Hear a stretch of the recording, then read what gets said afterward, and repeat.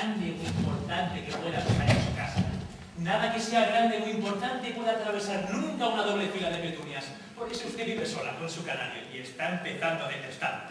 Detestar a mi canario. Le tengo un gran cariño. En secreto, señorita Simple, quisiera usted que se atragantara con el artista. Le detesta usted tanto como sin confesárselo detestaba a las petunias. ¿Por qué iba yo, usted o cualquier otra persona, a detestar las petunias? Nuestra animosidad y la acción que de ella resulta queda perfectamente expresada en un poema que compuso una vez sobre el tema de las petunias y floras similar. ¿Le gustaría conocerlo? Supongo que sí, si viene al caso. Viene muy al caso. Dice así: ¿con qué severidad miran las petunias las cosas que no vienen en el libro? Pues esas encantadoras criaturas jamás se salen de los moldes acareados. Observan con mirada penetrante los fenómenos que ocurren junto a ellas y clasifican como bueno o malo a la gigantesca ballena o al diminuto.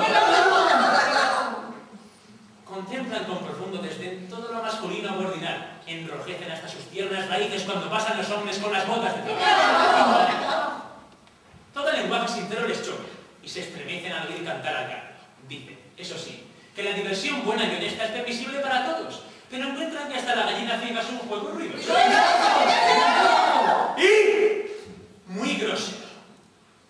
Y no del todo inocente. ¿Qué le aparece?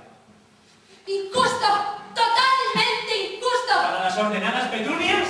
Sí. Y además, no creo que nadie tenga derecho a imponer sus opiniones en forma de huellas sobre las petunias ajenas. Estoy dispuesto a ofrecer reparación. ¿Con qué? ¡Con esto! ¿Y qué es eso? ¡Semillas! ¿Semillas de qué? ¿De rebelión? No, de rosas silvestres. Silvestres. No podría usarlas. ¿Por qué no, señorita Simple? ¡Las flores son como los seres humanos! No se les puede permitir que crezcan salvajes. Es preciso... ¿Regimentarlas? Ya veo. ¡Es usted una fascista hortícola! Llamar al policía y hablarle de esas petunias. ¿Por qué no lo hace entonces? Únicamente porque lo confesó usted honradamente. No es por eso, señorita Simple. ¿No? La verdadera razón es que está usted fascinada. Estoy fascinada. ¡Ser colmo! Sí que lo está. Pese a sus difuntas y no lloradas petunias, está usted intrigada, encantada, asustada. Es usted muy suntuoso. Ahora, si me lo permite, quisiera hacerle una pregunta. Puede usted hacerla, pero yo puedo no contestar. La contestará si puede, pero probablemente no podrá. La pregunta es esta. ¿Qué piensa usted de todo ello?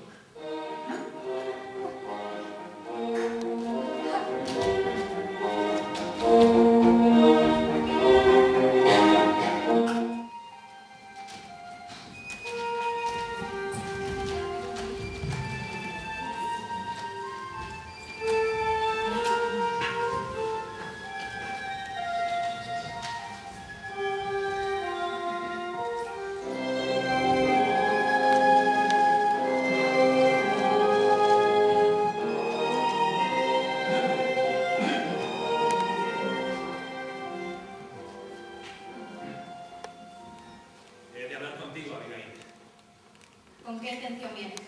Vengo como amigo. No me gustan los bosques de noche. Ven junto a mí, por favor. Sabía que eras tú.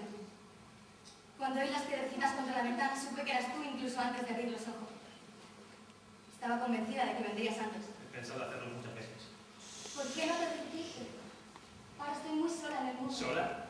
He oído decir en estos últimos tiempos que la gente recorre más de 100 kilómetros para verte la cara. Sí, vienen a verme la cara. ¿Me la ves tú? Entonces, ¿estás preocupada? ¿Has venido a burlarte de mí? No, pero oigo que vas todas las noches a la taberna, que juegas al tejo con el vicegobernador y que te sirven sidra. He jugado 1 o 2 veces al tejo, pero no me divierte nada. Me sorprende, Sam. Pensaba que te encontraría más alegre. Me cuentan que un grupo de muchachos te sigue donde quiera que vas. Sí, eso hacen. Pero siempre me miran con ojos libidinosos. ¿Y no te gusta? Ya no soporto las miradas lascivas. He cambiado yo. Deberían de mirarme con respeto cuando sufro por ellos como ¿Qué lo hago. sufrimientos son esos, Abby? Mírame la pierna. Estoy llena de agujeros a causa de sus malditas agujas y alfileres. El pinchazo de tu mujer no se me ha curado todavía para que te enteres. ¿Todavía no? Creo que a veces viene por la noche a abrirme la herida cuando estoy durmiendo. Sí. Y George Jacobs se ha presentado esta semana todas las noches a golpearme con el bastón. Siempre en el mismo sitio. Mira el bulto que tengo.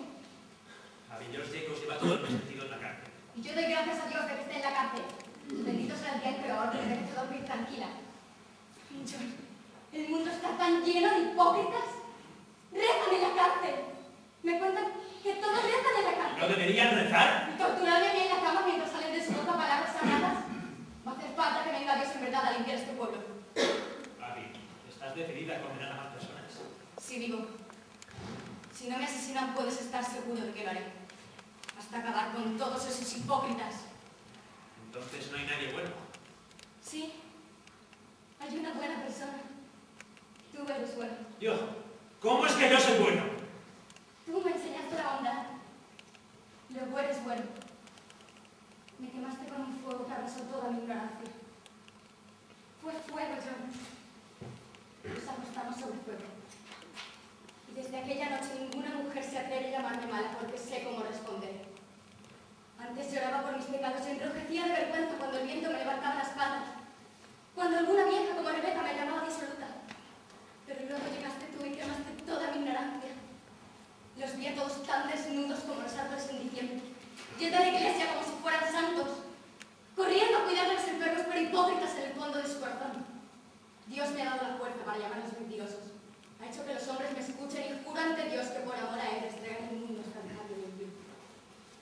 John, ser una esposa tan buena cuando el mundo haya recobrado su blancura. Te asombrará verme todos los días en tu casa, convertida en una luz del cielo, en una... Mañana por la mañana llevan a mi mujer a juicio, Abigail. ¿Tu mujer? No me digas que no estás enterada. Ah, sí. Ahora lo recuerdo. ¿Y cómo está? ¿Se encuentra bien? Todo lo bien que puede estar después de 36 días en ese lugar. Dijiste que venías como amigo. No la condenarán a mí. ¿Me has sacado de la cama para hablarme de ella? He venido para decirte lo que pienso hacer mañana en el tribunal. No quiero que estés prevenida, sino que dispongas de todo el tiempo suficiente para pensar en lo que vas a decir para salvarte. ¿Para salvarme? Si no dejas libre a mi mujer, estoy decidido a desacreditarte a mí. Desacreditarme. ¿Cómo? Tengo pruebas incontrovertibles de que tú sabías que esa muñeca no era de mi mujer y de que tú misma le pediste a Mary Warren que le clavara la aguja. ¿Que yo le pedí a Mary? ¡Sabes perfectamente lo que has hecho! ¡No estás tan loco como todo esto! ¡Hipócritas! ¡También lo habéis ganado para vuestra causa! John, ¿por qué has permitido que me envíen? ¡Esa mentira, Abby! ¡Te han enviado ellos! ¡Te han robado la honradez! ¡Ahora es cuando lo he encontrado! ¡No! Estas son las súplicas de tu mujer, de esa mujer tuya. Lloran y envidiosas, la voz de Rebeca, la voz de Martha Corey. Tú no eras un hipócrita. Sabe que todo lo que has contado no son más que mentiras. Y si te preguntan qué motivos puede tener Abigail para cometer un acto tan criminal, ¿qué les dirás? Les diré por qué. ¿Qué les dirás? ¿Confesarás que fornicaste? ¿Lo confesarás ante el tribunal? Si te empeñas se lo diré. ¡Te juro que lo haré! Si todavía eres capaz de oír, escucha esto. Mires a los voces que estás ciega a los espíritus, que ya no los ves, y que nunca volverás a denunciar a nadie por brujería. O te haré famosa gritando a los cuatro vientos todo lo puta que eres. No lo harás nunca. Te conozco, John. Sabes que en el fondo del corazón te alegras de que mañana ahorquen a tu mujer. ¡Estás loca! ¡Asesina hija de perra! ¡Qué duros que caigan las máscaras! Pero caen. Ya no creo que caen. Has cumplido con tu deber por lo que a ella se refiere. Espero que esta sea tu última hipocresía y que mañana cuando vuelvas tengas noticias más agradables para mí. Sé que lo harás. Ahora que ya has cumplido con tu deber. Buenas noches, John. Nada temas. Te salvaré mañana. Te salvaré de ti mismo.